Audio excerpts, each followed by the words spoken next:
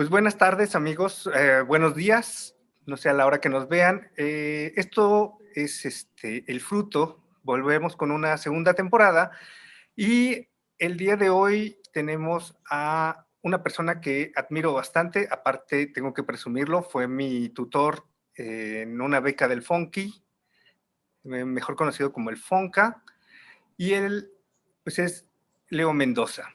Leo Mendoza, aparte de ser un excelente narrador, también se ha dedicado de un tiempo a la fecha a escribir para películas, series y no sé cuántas cosas más. Es esto que le llaman guionista. ¿Qué es eso, Leo? Buenas tardes, ¿cómo estás? Buenas tardes. Pues un guionista es un escritor cinematográfico, no es un escritor para cine. Siempre está la duda de qué importa si el guionista es parte de la escritura o es literatura lo que hace el guionista o si es eh, cine realmente.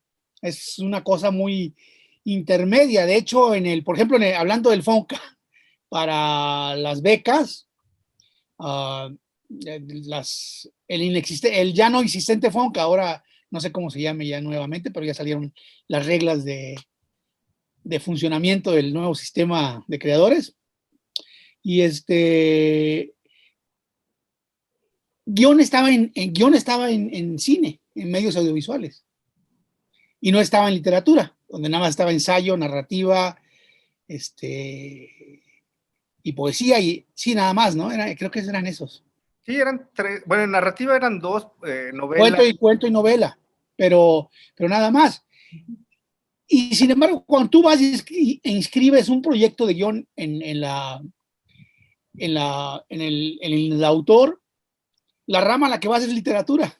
Te ponen como literatura. ¿Qué tipo de obra es literaria? Es muy curioso porque no hay una definición exacta de dónde está situado el guión realmente, en qué sitio se encuentra, digamos, el guión como tal. Pero es en líneas generales, pues lo dicen muchos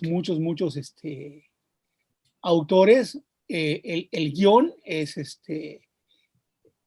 si, con un buen guión puede haber una buena película, puede haber, digo, con un buen guión, pero sin un guión bueno, realmente no hay nada, o sea, la película es muy mala. Entonces, el guión es la base de la que partes, ¿no? Por ejemplo, es muy curioso. Directores que a mí me gustan mucho, como son el de la rodilla de Clara, de Le Genou de Claire, ¿cómo se llama Ay, me voy a acordar, pero ahorita ya se me olvidó. O Berman. Y tú ves las obras de Berman, que para mí es el gran director, el gran guionista, el gran todo. Si tú ves cuando comenzaba Berman, entregaba novelas. Su primer guión, que no lo filmó él, se llama Tormento, es una novela, pero no escrita como novela, porque así le gustaba hacerlo, pero con toda la intención cinematográfica. Cuando vi el guión de persona es un texto, no es un guión. O sea, no está escrito como guión con la técnica del guión ni nada de eso. De ahí partía Berman. Sí, es rarísimo. El guión de persona son unas 25 cuartillas, no, como unas 45 cuartillas de escritura continua. No tiene indicaciones de guión, no tiene escenas, no tiene nada. Así le gustaba trabajar a Berman. Ok. Y, y es una forma, pero él tenía conciencia, digo, lo dice en algunos de sus diarios y sus papeles, que no eran para publicarse. Algunas se han publicado. Tiene memorias como La Linterna Mágica y otras cosas. Y este guión de persona. Pero, el Sonrisas de una noche de verano y todo esto. Por ejemplo, Sonrisas de una noche de verano parece una obra de teatro. Está escrita más bien como una obra de teatro, sin indicaciones cinematográficas. Todo esto que es lo que te dicen en las escuelas de cine que no debes de hacer, lo hacía Berman. todo, todo lo contrario a lo que no debes de hacerlo. Entonces, es una cosa muy dúctil el guión. Yo me imagino cómo más o menos el guión comienza, pues casi desde que nace el cine comienza a haber guiones, pero cómo hacían los guiones antes, pues eran como instructivos. Sí, como como no había diálogos, eran unos instructivos sobre qué hacer. El formato de guión actual viene de los años 20, 30, 20, 25, una cosa así. Ya estaba estandarizado el formato. Cambió mucho, fue cambiando muchas cosas, pero el formato es eso. Pero muchos grandes directores, pues, no le hacen caso. Godard, por ejemplo, es famoso porque filmaba, se supone, sin guión. Algunos amigos míos también lo hacen, pero no son Godard, lamentablemente. Entonces las películas no les quedan muy bien. Pero, pero Godard lo hacía sin guión, digamos, ¿no? Y le causó un gran disgusto a Alberto Moravia porque dijo alguna vez que solo se podían adaptar las malas novelas. Las buenas no. Y Moravia, y él hizo el desprecio de Moravia. Entonces, imaginarás el coraje que tuvo Moravia cuando se enteró de que Godard opinaba eso. Y bueno, Godard ha seguido transformándose, ¿no? Bueno, ya prácticamente sus últimas películas son collages de imágenes que él consigue, que él toma se roba, ¿no? Entonces, y construye con eso como una línea. Es increíble que como los dos más grandes propositivos eran dos viejitos, ¿no? Godard y Añez Barda, ¿no? Añez Barda al final de su vida hacía unas películas lo más personal posible, pero bien profundas, bien interesantes sobre su relación de ella con el mundo. Muy, muy interesante en ese sentido. Entonces te digo, el guión, pues el guión es el instructivo. Me atrevería a pensar que lo más parecido al guión podría ser una partitura, pero no, porque la partitura sigue siendo la música del compositor, ¿sí? Y el director interpreta y los intérpretes y los músicos interpretan, pero no hay la música sigue siendo de Beethoven. Sin embargo, el guionista cuando entrega su guión ya no existe. Dice este gran guionista francés que trabajó con Buñuel, siempre se me olvida, ahorita estoy con el Alzheimer, te digo, ya no se me olvida el nombre, Jean-Claude Carrière, que el guión desaparece cuando se filma. Es decir, el guión ya no existe. Lo que queda es la película. El guión se disuelve. Lo que se hace después es como arqueología. Se publican los guiones y todo esto como ejemplos, todo eso, pero son ediciones, son libros, son otra cosa. El guión desaparece cuando se crea la película. Ya no existe más, dice Carrière. Y yo creo que eso es cierto. Es decir, el cine es un arte tan complejo que de repente cuando se filma ya no existe la base. El guión es solo la base, el principio. Pero eso va cambiando cuando se va haciendo la película. Y como muchas veces le digo a mis alumnos, la mano del director, la mano de los actores, que muchas veces inventan sus diálogos, que son mucho más creativos de lo que a veces creemos o suponemos, y construyen sus personajes a partir de unas indicaciones muy simples del guionista. El guionista muchas veces no sabe cómo tiene una idea de la psicología del personaje, tiene una idea de muchas cosas, pero no sabe cómo va a ser su personaje y no construye un personaje con una característica fisionómica específica. Dice que es alto, tiene ojos azules, etcétera, etcétera. Pero de repente puede ser chaparrito y puede ser te lo cambia de acuerdo al dinero y al actor que decida hacer al personaje. Y ese tiene que construir un personaje sobre la base de un guionista que quería a Clint Eastwood y le dieron a Danny DeVito. Entonces, pero eso es el personaje, pero el actor tiene que construir ese personaje. Entonces, esa es una tarea del actor. Por eso el cine incluye así como que muchas cosas. Entonces, el guión está al principio de todo. Y el guionista, pues ya en esta época de directores, Bueno, nunca ha sido muy famoso, el guionista, ¿no? Había un chiste muy viejo en Hollywood de que era una actriz tan tonta que se ligó al guionista. Entonces, los guionistas tenían, se llamaba, en la época dorada de Hollywood, en los años 40, 50, 40, se llamaba establos al lugar donde trabajaban los guionistas. Y trabajaban 20 guionistas juntos, escribiendo 40 películas, cambiaban los diálogos, hacían esto. Y ahí estuvo Faulkner, y ahí estuvo Hemingway, ahí estuvo Scott Fitzgerald. Todos fracasaron. Bueno, Faulkner quedan sus diálogos en una película muy buena que se llama Cayo Hueso, creo que sí, que es muy buena, los diálogos son de Faulkner, y en Tener y no tener, la adaptación de la novela de Hemingway, ahí son los diálogos de Faulkner también. Pero no queda mucha huella. Fitzgerald acabó, pero súper enojado con Hollywood, ¿no? Y escribió un libro que son las historias de un guionista, que son muy divertidas, se llama Historias de Pat Hobby. Entonces, si quieren conocer cómo era, entonces el mundo del guionismo nunca ha sido No es para rockstars. no, aunque con el paso del tiempo, pues hay guionistas que han sido reconocidos como tales, ¿no? Ben Hedges, por ejemplo, ¿no? Ben Hedges es un guionista que de repente pues, se convirtió en uno gran. Más bien, el guionismo es algo como de culto, un poco. Se llamaría ahora como algo de culto, una pasión secreta, algo así. Y entonces hay gente que sí sigue guionistas y de repente está viendo de quién es el guión.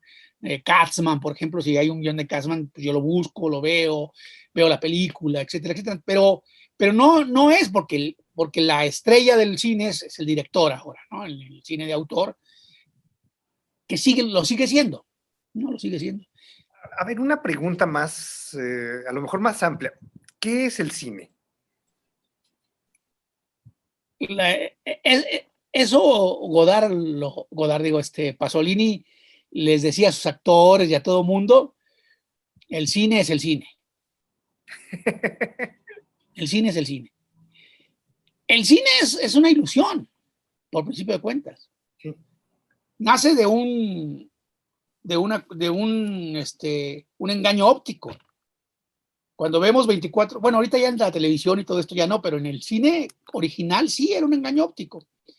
Pasaban 24 cuadros por minuto y tenías la imagen de movimiento, tenías la idea del movimiento. ¿Sí? Por cierto, ayer se cumplieron 130 y tantos años o 125 años la famosa llegada del tren de los hermanos Lumière, que hizo que los cineastas corrieran, que los espectadores corrieran porque creían que el tren los iba a atropellar, según cuentan las crónicas, no sé si es cierto. Pero el cine tiene dos vertientes, es arte y es industria, ¿no? Es una industria muy poderosa, muy fuerte, donde se vende mucho dinero, donde se mueve mucho dinero, millones. Digo, los actores de la época dorada de Hollywood nunca pensaron que algún actor ganaría $20 millones por una actuación.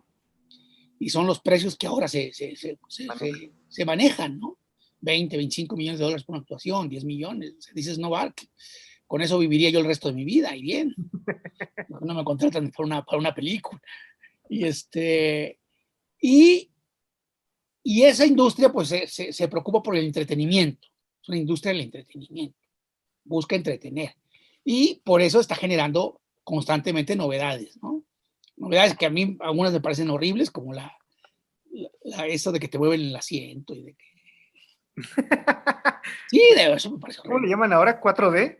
4D, pero ¿sabes qué? Sí, fui a ver algo ahí. Bueno, fui a ver El Hombre Araña, precisamente, en esta sensación, ¿no? Salía yo fui a ver La Vida de Pi, ¿Mm? porque no había boletos para otra, y dije, bueno, ya ni pedo. Y cuando el tigre se le orina, te echan agua en la cara. Dices, no, nada más faltaba que apestara, ¿no? Entonces ya, pero o se mueve, cuando se iba moviendo el barco, se te mueven los asientos, no jodas, o sea, ¿qué es eso?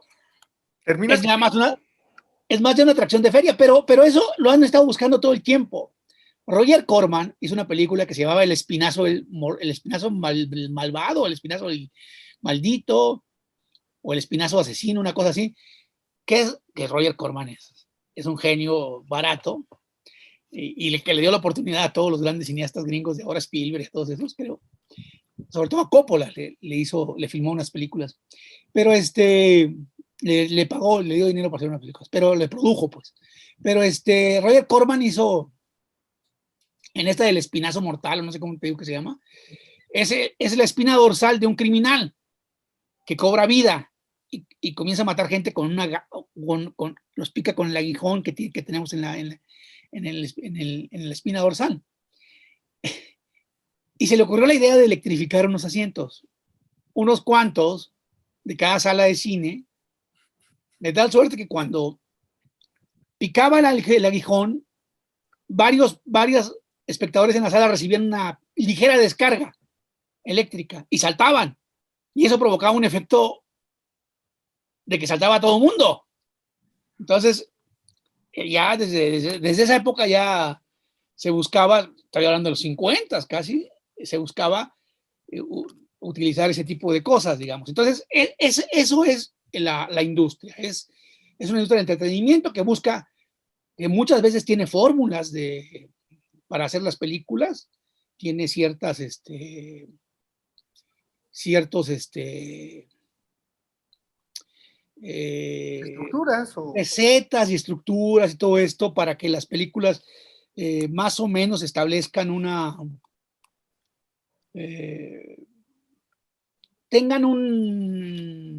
puedan ser vistas por todo el mundo y sean entendidas por todo el mundo y en eso es muy bueno.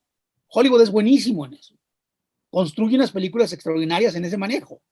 En el caso de manejo de una técnica de hacer cine para entretener, digamos, ¿no? Y lo hace muy bien. Y del otro lado está el otro cine, que es el cine que está más cercano al arte, digamos. Algunas películas de entretenimiento logran ser cine de arte, logran llegar al grado de grandes películas, grandes obras de arte. Pero en el otro lado está un cine que es un cine más personal, más propositivo. Por ejemplo, el cine de Bergman, ¿no? Que creo que la película más cara que hizo fue Fanny y Alexander, ¿no? Que no costó tanto como... Y las demás películas no fueron así de caras, digamos, ni siquiera. Y nunca quiso filmar en Hollywood. ¿Por qué? Porque le quitaban su libertad creativa, porque le quitaban su capacidad de decir lo que pensaba. Y Bergman lo que estaba tratando de responder son las preguntas fundamentales de la vida, sus propias preguntas fundamentales de la vida. Y ese es el cine que está por el lado del arte y el cine que está por el otro lado, que muchas veces no gusta. Hay un cine espantoso ahí que durante 40 minutos no pasa nada y luego los otros 40 minutos no pasa nada y al final no pasa nada y entonces ya, pues, ese es un tipo de cine, ¿no? Y alguno de esos es espantoso. Otro es muy profundo, otro es muy el cine de Bergman es extraordinario en ese sentido. Y de muchos otros. Acabo de ver 2 películas. Nomadland, Tierra Nómada, con esta extraordinaria Francis. Ay, la actriz esta Francis, las de 4 anuncios y un. Francis McDormand. Es buenísima, buenísima. Y es la historia casi documental de una mujer que abandona un pueblo perdido que ya desapareció, aparte, perdió su número de lista de correos. Es decir, la borraron, el pueblo lo borraron de la lista de correos y ella comienza a conocer nómadas que viven en su camioneta. Muchos de ellos son reales en la película.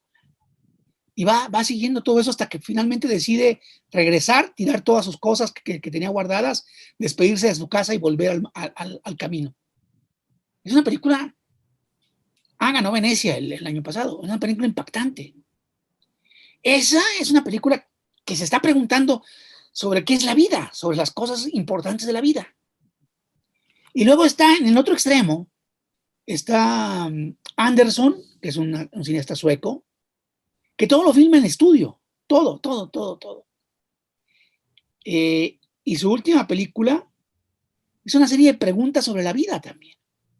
pero filmadas en estudio, con un preciosismo, con mucho cuidado, con mucho, pero ahí están las dos cosas, digamos, están las dos, en esas, el asunto ahí son diferentes formas de hacer cine en que se están preguntando lo mismo. Las grandes preguntas que nos hacemos todos, que están en la base de la filosofía. Y, es decir, ¿quién soy? ¿Para qué soy? ¿Por qué estoy aquí? ¿Qué hago aquí? ¿Existe algo más? ¿Sí? Y esas son las preguntas grandes. Y eso es lo que hace el otro cine. Yo creo que no, la diferencia no es técnica, no es en que si tiene mucho dinero o no, sino en las preguntas que se hacen y en lo que el espectador recibe de esas preguntas. Yo creo que esa es la gran. Ahora, muchas películas de Hollywood pueden llegar a tener eso, muchas veces, ¿no? Hay grandes cineastas que hicieron esas preguntas, ¿no? El Padrino es una pregunta sobre eso, ¿no? Las películas de Sidney Lumet, que algunas de Pollack, son películas que están sobre eso, ¿no? Sí, ahorita me acordé precisamente de un guionista, guionista de Sicario, que aparte tiene otros guiones buenísimos que precisamente te llevan a esas preguntas, ¿no? De la soledad, la hermandad, que Sicario yo creo que es como su película más comercial de ese guionista, pero no es tan... ¿Quién es? No me acuerdo. Taylor... Se me olvidó ahorita el nombre del tipo. Porque la Virgen de los Sicarios es de Schroeder, ¿no? Barbara Schroeder. La Virgen de los Sicarios es de el guionista es de Schroeder. Barbara Schroeder. A ver, déjame ver, aquí déjame ver si encuentro el guionista de Sicario. Que ya tiene la 2. La 2 me gustó mucho menos. La 1. Taylor Sheridan. Taylor Sheridan. Sí, muchas veces estos trabajos están en el cine que se llama indie, ¿no? El cine que llamamos indie en Estados Unidos, que están fuera de la industria. Extrañamente, se volvió un blockbuster. Sí. Pero las otras películas, te digo, son excepcionales. Yo sí lo sigo. Sí, te digo, ese es el asunto, que muchas veces el guionista es el que nos da la seguridad de que su película es buena, ¿no? Digamos. Bueno, para mí, también hay otros, no sé, de esta parte como de cine de arte que sí, en verdad no me gusta, yo no lo Sí, consumo. no. Tipo que, el de Bailando en la Oscuridad o algo así con Björk. Sí. No, tiene una muy, muy buena, esa de Hell of High Water, esa es de Taylor Sheridan. Es una película extraordinaria. Bellísima. Sí. Muy padre, los que asaltan el banco, esa es buenísima, es buenísima. Estos hermanos son tremendos. Sí. Y aunque son una bola de delincuentes, terminas enamorado de ellos, así. Sí, ese es el chiste del cine, porque sabes que, bueno, porque el espectador se convierte un poco en cómplice, digamos, que es la otra parte del cine, digamos, convencer al espectador. ¿Y de cine mexicano qué recomiendas, por ejemplo? Bueno, a mí me gusta mucho, porque Fernando de Fuentes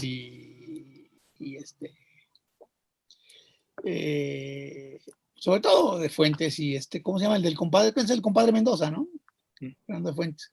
Pero hay evidentemente dos grandes directores, ¿no? Dos extraordinarios directores que fueron así los que cambiaron un poco el asunto, que son Felipe Casals y Arturo Ripstein, ¿no? Son los así como el parteaguas del cine mexicano. Está el Perro Estrada, y alrededor de ellos hay muchos cineastas, ¿no? Muchos cineastas interesantes que han hecho grandes películas,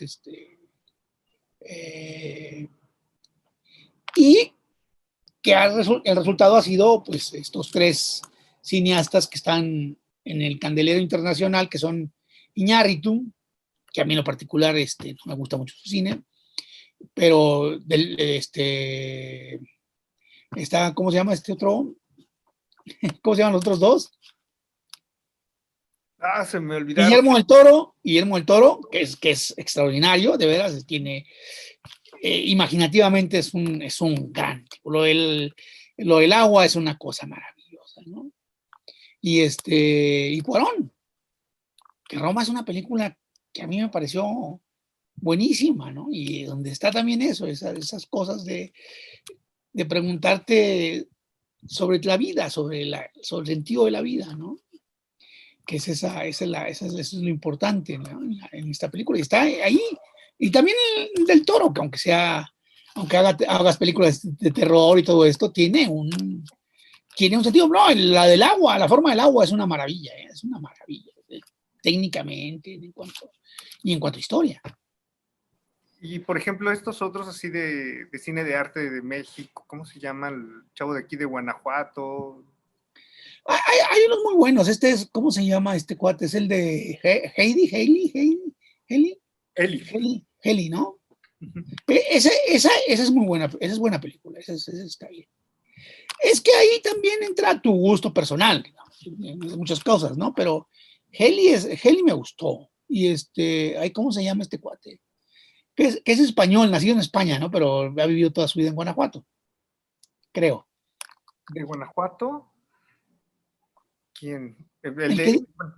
¿Qué? Se me olvidó ahorita cómo se llama este chavo de ahí de Guanajuato. El otro es el de Japón, no sé si... Sí, claro. El de Japón es ¡ay! Oye, Ahora andamos traigo. mal con la memoria. Sí, no, ya el Alzheimer nos traen. Lo sabía. A ver, película, déjame ver.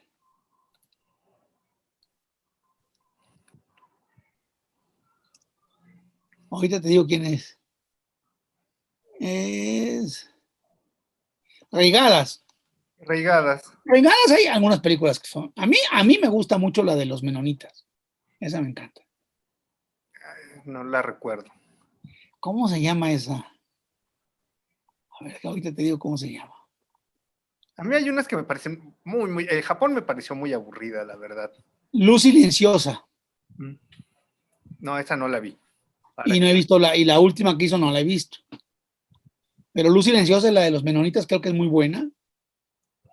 Tiene mucho, es muy padre. Y luego está otro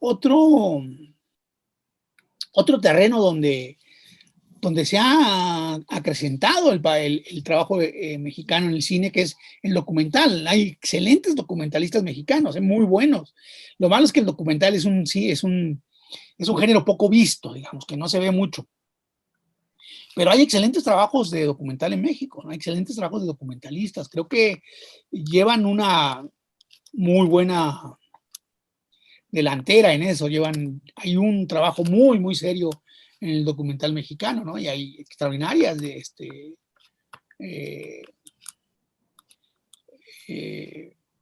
películas de documentales, ¿no?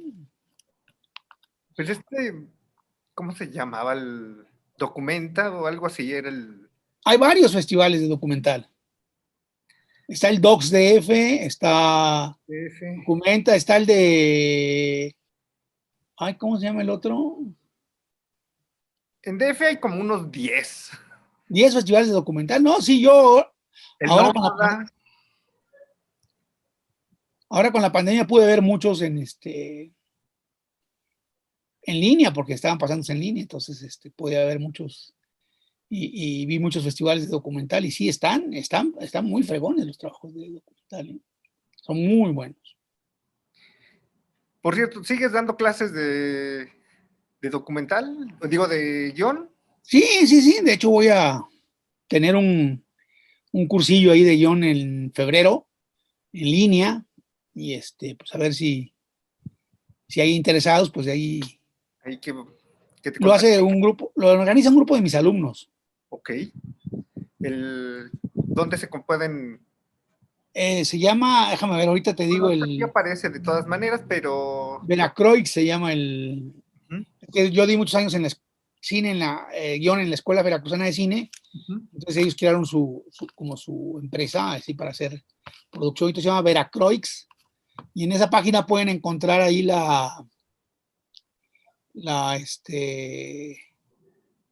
pueden encontrar ahorita te digo cómo se llama. Son 6 sesiones. Veracroix.com. Veracroix con X al final.com. Y ahí pueden encontrar la información encontrar la información. Hay varias cosas, hay otros talleres que se dan ahí, pero ahí pueden pues ver más o menos qué se ofrece, ¿no? Dar cursos de guión a mí me gusta mucho porque no recuerdo quién dijo alguna vez, creo que se lo atribuyen a algún griego. Si no es de griegos, hay que atribuirlo siempre a los griegos, de cualquier forma. Dice que si quieres aprender, enseña.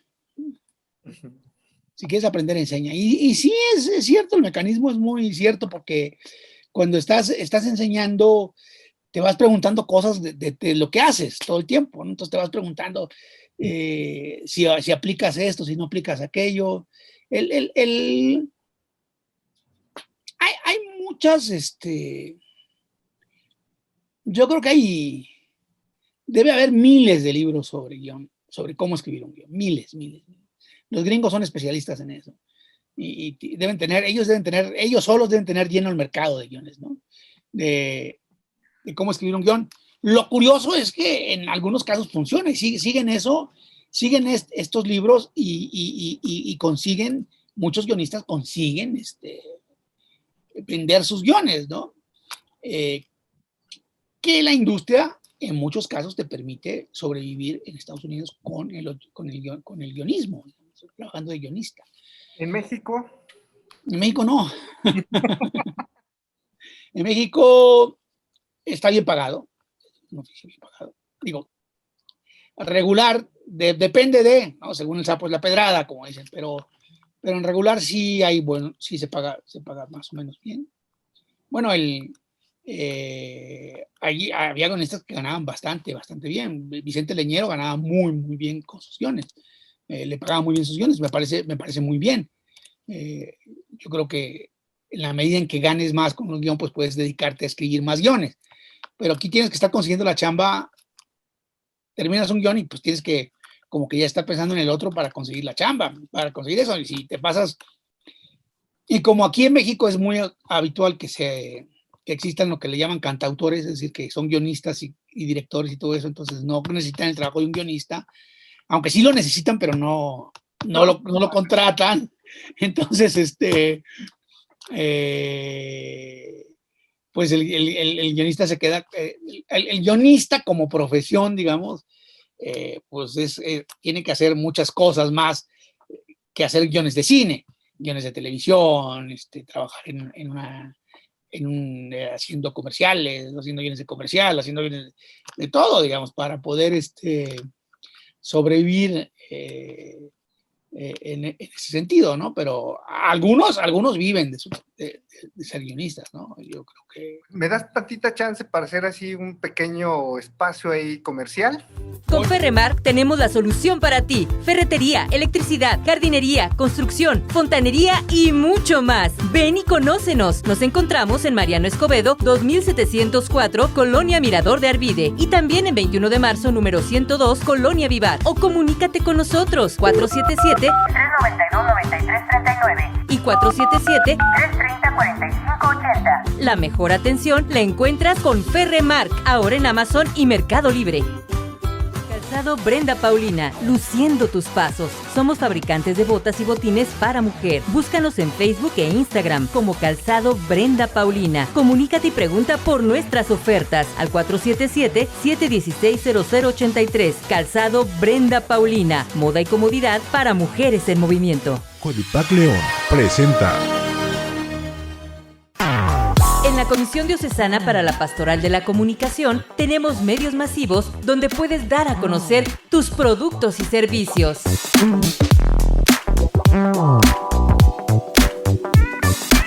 En el semanario Gaudium te ofrecemos anuncios, publireportajes y entrevistas en un medio impreso y digital, por lo que podemos llegar a miles de personas.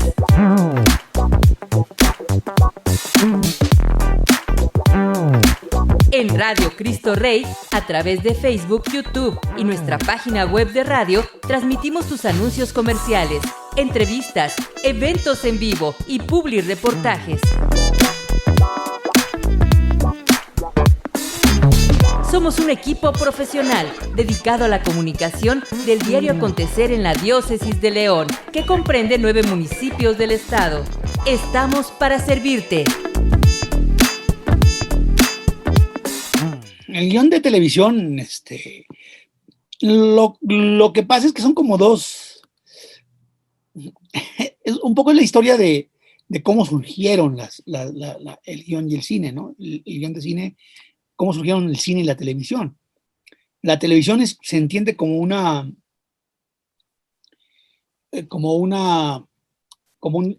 desarrollo de la radio. ¿Sí? A ver. Más despacio, ¿cómo está el asunto? La televisión es un medio de comunicación cuyo esquema original es el de una radiodifusora. En un principio, las televisoras funcionaban como radios, eran las transmisiones que hacían, funcionaban así. De hecho, no se grababan, se transmitían en vivo, se hacían cosas de ese tipo. Es decir, la televisión tiene un formato que estaba más contenido dentro de un estudio. Un poco lo que ahora se hace con el podcast, ¿no? Está la transmisión en radio y lo puedes ver en YouTube. Así es, sí. A grandes rasgos. Y aquí, aparte, todos los grandes locutores de radio pasaron a la televisión. Contaba mi abuela que hubo suicidios porque comenzaron a descubrir que los locutores eran feos, tenían muy bonita voz, pero no eran feos. Todas las mujeres soñaban con la voz de los locutores. Cuando los vieron en la televisión, dijeron, ¡ay! Y se suicidaron. No es cierto, no creo que haya habido suicidios, pero mi abuela decía eso. Se habían suicidado muchas de sus amigas cuando vieron a Paco Malgesto. Era feo. Era un gran locutor. Y entonces es como el cambio normal. Mientras que en el cine, ya de la historia del cine, digamos, los hermanos Lumière creían que era un invento técnico, que lo que estaban haciendo era un invento absolutamente técnico que no tenía ningún chiste, ¿no? De hecho, en alguna película lo cita Godard así directamente, ¿no? Que lo dijo uno de los hermanos Lumière, el cine no tiene ningún futuro como tal. No pensaban en personajes tan maravillosos como Méliès, que de repente se puso un día a utilizar todas las posibilidades del cine como contador de historias y de historias mágicas, ¿no? Y entonces surgieron cosas tan maravillosas como el viaje a la luna, como todo esto, cuyo origen es el teatro. Viene del teatro. En general, la parte más, los efectos y todo esto son teatrales. En las películas de Méliès son teatrales, aunque él ya construyó un gran estudio donde había luz natural y se abría y había vidrio y todo esto. El efecto original sigue siendo de teatro, sigue siendo teatral. Y ese fue el origen de la narrativa cinematográfica en cierta medida. Y luego estuvo, digamos, el otro lado, el teatro realista, el teatro de los... cuando nace el cine es la época del teatro, sobre todo de Strindberg y de este otro, ¿cómo se llama? Y de Ibsen, ¿no? El teatro de Ibsen y de Strindberg. Es un teatro que transforma mucho y que se interioriza y cuenta historias muy fuertes en cierto sentido, como El Pato Salvaje, o como ¿cómo se llama la famosa? Bueno, después cuando se va a Italia, este realismo con el ladrón de bicicletas. Sí, pero de repente el cine, digamos, toda la técnica cinematográfica, prácticamente, ya estaba desarrollada para los años 20, ya estaba desarrollada toda. Es decir, la gran novedad, las grandes novedades que han servido, que han surgido para el cine, han sido el sonido y el uso de cables, drones y Steadicam, ¿no? Digamos, técnicamente es eso. Pero las bases del lenguaje cinematográfico ya estaban hechas en los 20. De hecho,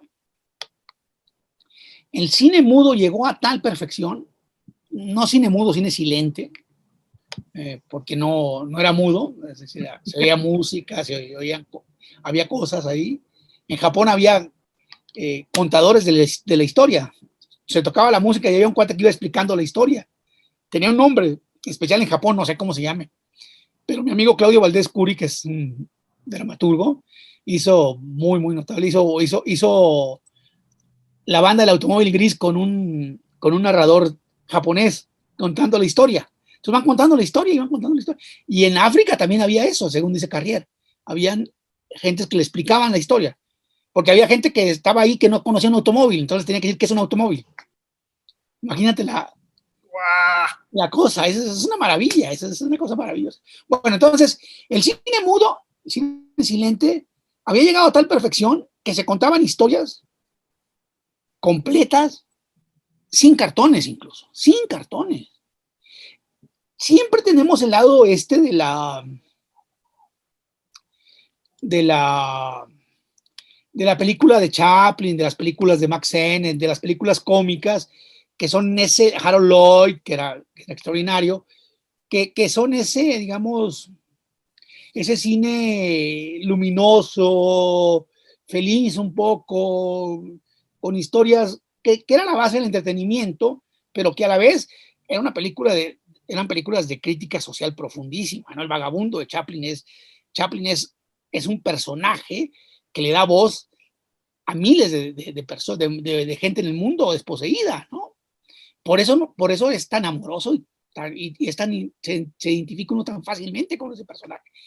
Que no es bueno, a veces hace maldades y le pega a los policías y todo eso, pero te encanta, porque eres tú, ¿no? Entonces Chaplin había llegado a eso, pero en cierta medida eran las películas para levantar el espíritu, en una etapa pero había otro cine, un cine oscurísimo, en donde estaba, por ejemplo, el último de los hombres, con un actor que se llama Emily Jenkins, que es una película, creo que es de Murnau, es extraordinaria, y una película oscurísima, donde un personaje va perdiendo todo sí es de Murnau, va perdiendo todo Murnau, es un portero que está feliz de su profesión, y de repente va perdiendo hasta que lo corren del trabajo. ¿Sí? Y es así oscurísima la película.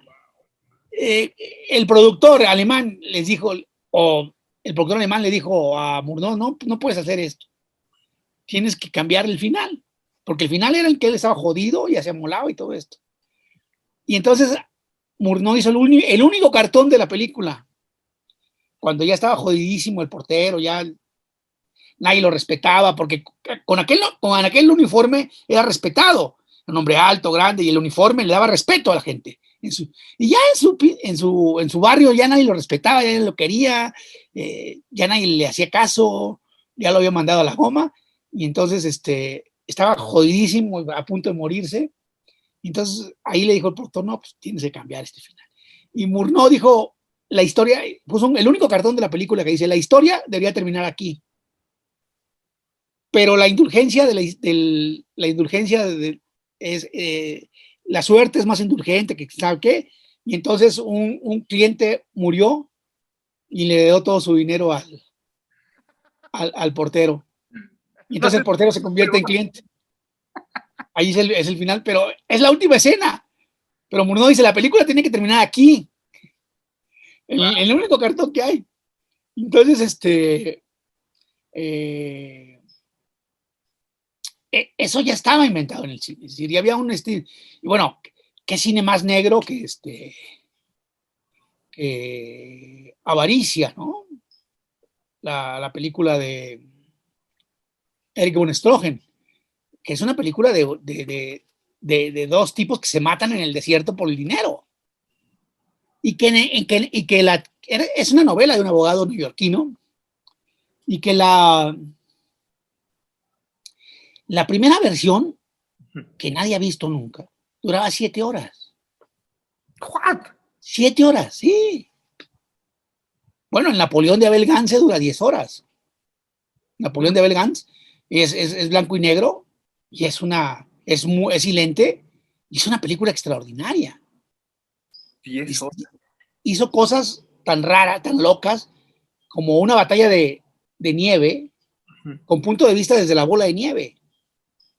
Entonces metió en una bola de nieve falsa cámaras y las aventaba, grabando, filmando. ¿Y eso cómo se veía con esas camarotas? Pues no sé. La cámara Lumière no era tan grande, ¿no?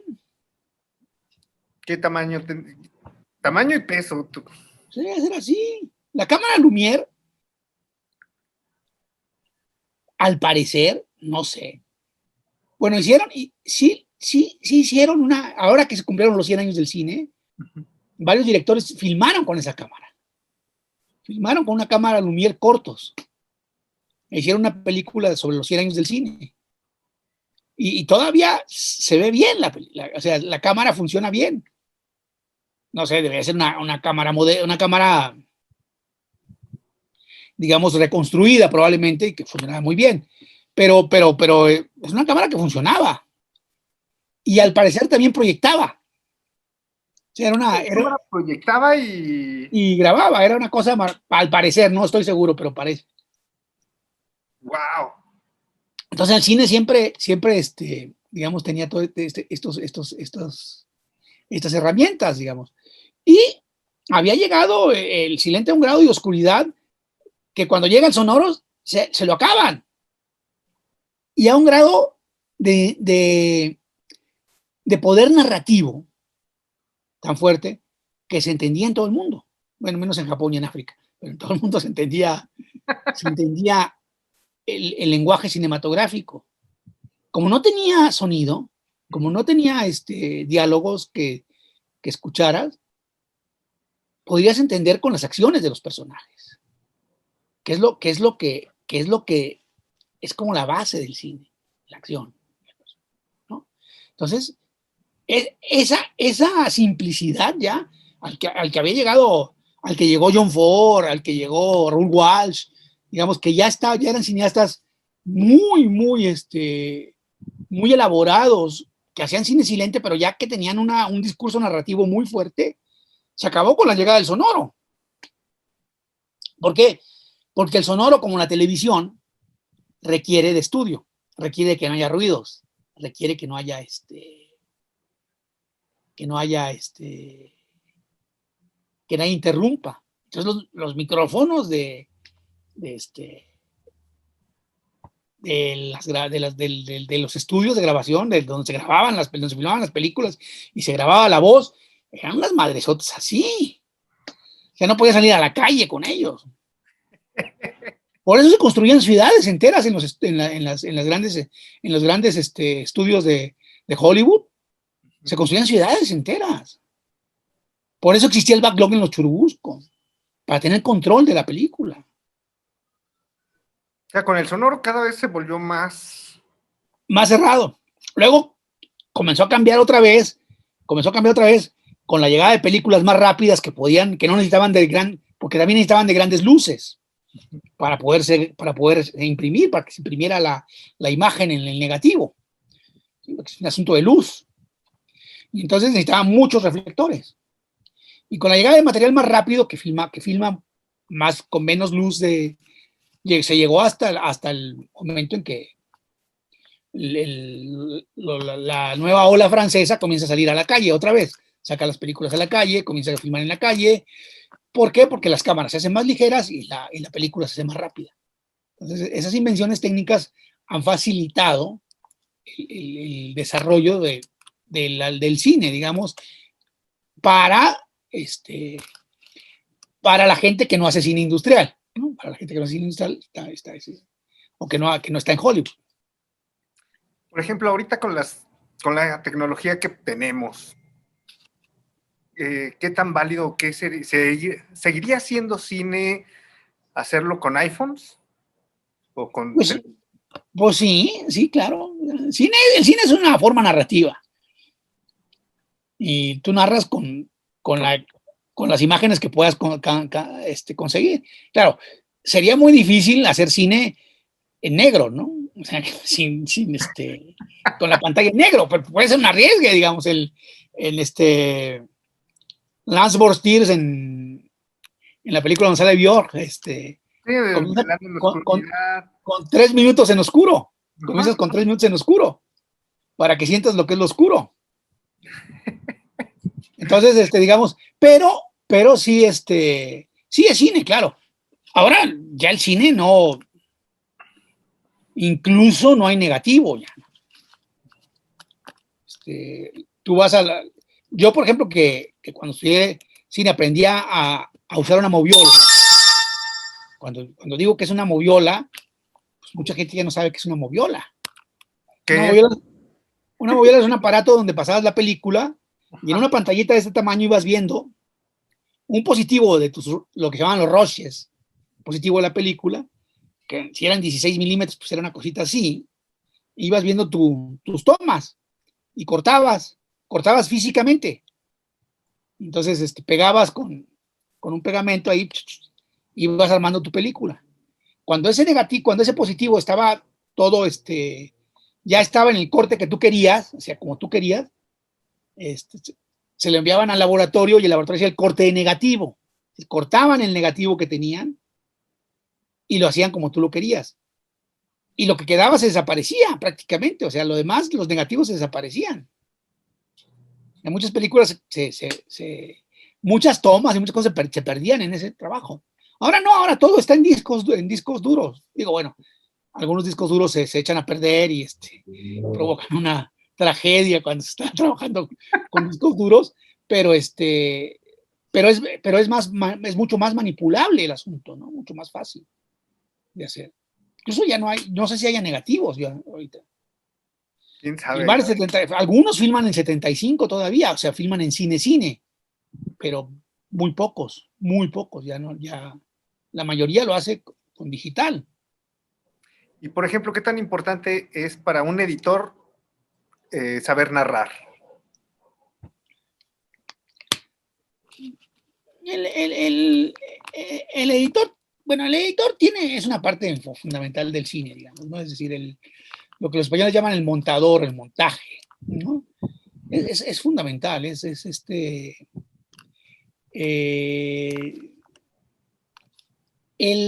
si tú ves algunos directores, habitualmente trabajan siempre con el mismo montador. Todo es como un equipo, con el mismo editor. Todo es como un equipo que va construyéndose, digamos. Y cuando ya tiene de rock, que a veces lo que cambia son algunos actores, pues, pero veo que es el mismo, el guionista, el director. Sí, se construyen como equipos de trabajo y el guionista pues es alguien que aprendió cine, pues, sabe narrar, sabe la técnica de narrativa cinematográfica y la conoce. Muchas veces, otra vez hay cortes que son propuesta del montador, del editor. El editor propone esos cortes y le queda mejor la película, queda mucho mejor la película. Por eso te digo que el cine es muy complejo en cuanto a las diferentes manos que van entrando en el trabajo del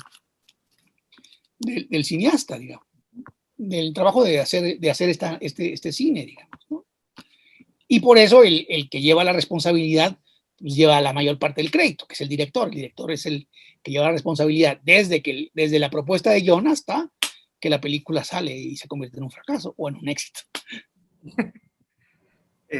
Oye, pues ya tenemos que irle. Apenas que esto se está poniendo bueno, ya tenemos que cortar. Bueno, pues cuando quieran, otro día echamos una platicada. Claro que sí, sí nos gustaría volverte a invitar.